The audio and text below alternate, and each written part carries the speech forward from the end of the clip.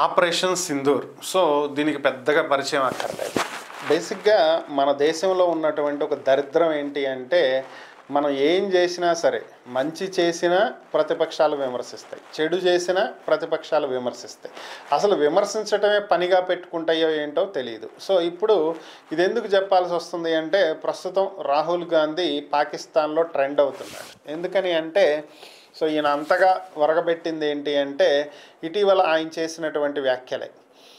Operation Sindoor ముందుగానే పాకిస్తాన్కి leak అయిందని, సో ఆల్రెడీ పాకిస్తాన్కి చెప్పి తర్వాత ఆపరేషన్ స్టార్ట్ చేశారని, అలాగే పాకిస్తాన్ చేతిలో ఎన్ని భారత యుద్ధ విమానాలు కూలిపోయినాయి, ఎంత నష్టపోయాము అనేది బహిర్గతపరచాలని చెప్పి ఆయన చేసినటువంటి వ్యాఖ్యలు.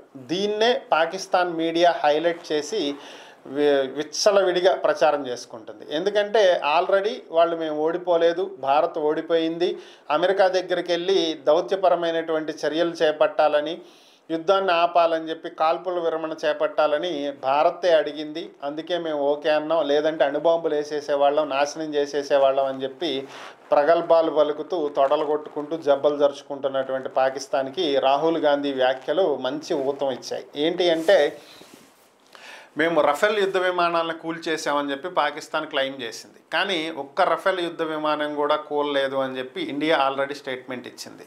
సో దీనికి సంబంధించినటువంటి వివరాల్లోకి కనుక వెళ్ళినట్లయితే, చైనా ఎయిర్ డిఫెన్స్ సిస్టాన్ని ఇండియన్ ఎయిర్ ఫోర్స్ సమర్థవంతంగా సర్వనాశనం చేసింది అనేది వాస్తవం. మరి పాకిస్తాన్ కూల్చేసాం అని చెప్పుకుంటున్నటువంటి యుద్ధ విమానాలు ఏంటి?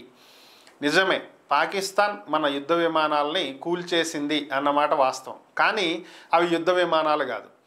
ఇదేంట్రా యుద్ధ విమానాలను కూల్చేశారు అని చెప్తావు, మళ్ళీ యుద్ధ విమానాలు కాదంటావు, నీకు ఏమైనా బుర్రపోయిందా అనుకో. మ్యాటర్ ఏంటి అంటే, ఇక్కడ మన వాళ్ళు యుద్ధ విమానంలా తయారు చేసినటువంటి డ్రోన్లు అవి. సో ఇవేం చేస్తాయి అంటే, అన్మ్యాన్డ్ వెహికల్స్ ఇవి. సో దాంట్లో మనుషులు ఎవరు ట్రావెల్ చేయవసరంలా, టార్గెట్ని డిసైడ్ చేసి వాటిని లాంచ్ చేస్తారు. అవి యుద్ధ విమానంలాగా శత్రు దేశంలోకి దూసుకుని వెళ్ళిపోతాయి. ఇవి అటాక్ చేయగలిగేటువంటి సామర్థ్యం కూడా కలిగినటువంటి డ్రోన్లు. ఇవేం చేస్తాయి అంటే, ఎక్కడ నుంచి ఎయిర్ డిఫెన్స్ సిస్టమ్ ఆపరేట్ అవుతుంది, ఎప్పుడైతే ఇవి వెళ్తాయో రాడార్ వీటిని ట్రాక్ చేసి వీటి మీదకి మిసైల్స్ని పంపుతుంది, ఇంటర్సెప్ట్ చేస్తుంది. ఇంటర్సెప్టార్స్ ఎక్కడ నుంచి రియాక్ట్ అవుతున్నాయో వాటిని ఇవి గ్రాస్ప్ చేసి ఆ సమాచారం మొత్తాన్ని కూడా బేస్కి పంపిస్తాయి. సో అలాంటి డ్రోన్స్ని మన వాళ్ళు ముందు పంపారు. సో ఎప్పుడైతే మనం వీటిని పంపించామో, ఇవి నిజంగా యుద్ధ విమానాలే అనుకున్నటువంటి Pakistan air force air defence system వీటి మీద అటాక్ స్టార్ట్ చేసింది. సో దీంతో అవి ఎక్కడున్నాయి, ఎక్కడి నుంచి ఆపరేట్ అవుతున్నాయి అనేవి మనం పంపించినటువంటి డ్రోన్స్ క్యాప్చర్ చేసి జియో లొకేషన్ని మన ఎయిర్ బేస్కి ట్రాన్స్ఫర్ చేసినాయి. ఈలోపు వాటిని కూల్చేశారు. సో మేము యుద్ధ విమానాలను కూల్చేసాము అని చెప్పి పాకిస్తాన్ జబ్బలు జరుచుకుంది. ఎప్పుడైతే మనకి పిన్ పాయింట్గా లొకేషన్ అనేది వచ్చిందో, అప్పుడు మన ఎయిర్ ఫోర్స్ రంగంలోకి దిగి మన యుద్ధ విమానాలతోటి చైనా ఎయిర్ డిఫెన్స్ సిస్టమ్ని అలానే ఎయిర్ బేసుల్ని పూర్తిగా ధ్వంసం చేసి పారేసినాయి. సో ఇండియా ఆడినటువంటి ఒక ఆట ఇది, ఇట్స్ ఎ ఫెయిర్ గేమ్ ఇది. సో ఇది తెలుసుకోలేనటువంటి గొప్ప వ్యక్తి రాహుల్ గాంధీ చేస్తున్నటువంటి వ్యాఖ్యలు ఏంటి అంటే, మనం ముందుగానే ఆపరేషన్ సింధూర్ గురించి పాకిస్తాన్కి చెప్పాం. దీనికి బెస్ట్ ఎగ్జాంపుల్ ఏంటి అంటే, మీడియా ముందు విదేశాంగ శాఖ మంత్రి ఎస్ జయశంకర్ చేసినటువంటి వ్యాఖ్యలు.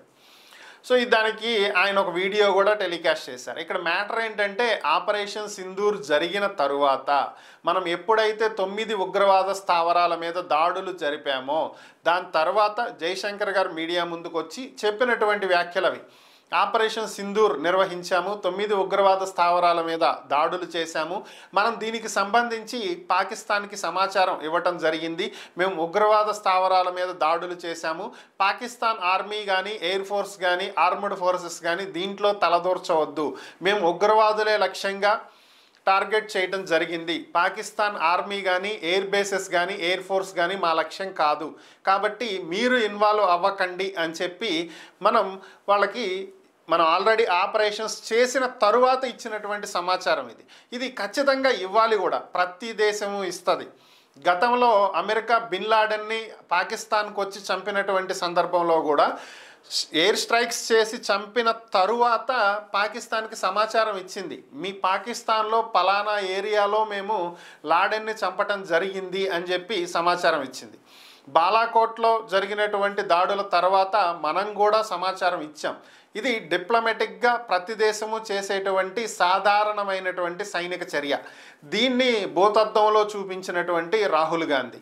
అలాగే మన యుద్ధ విమానాలు ఎన్ని కూలిపోయినాయి అని చెప్పి అడిగినటువంటి ప్రశ్నలు, వీటినే పాకిస్తాన్ మీడియా గట్టిగా ఫోకస్ చేస్తుంది, గట్టిగా పబ్లిసిటీ చేస్తుంది. దీంతో రాహుల్ గాంధీ వ్యాఖ్యలు ఇప్పుడు పాకిస్తాన్లో ట్రెండ్ అయినటువంటి పరిస్థితి.